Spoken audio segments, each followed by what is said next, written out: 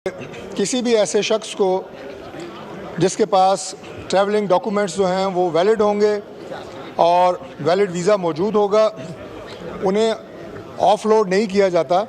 उसकी रीज़न्स जो होती हैं वो उनकी डॉक्यूमेंटेशन कंप्लीट नहीं होती, वीज़े में कुछ रकम हो सकता है।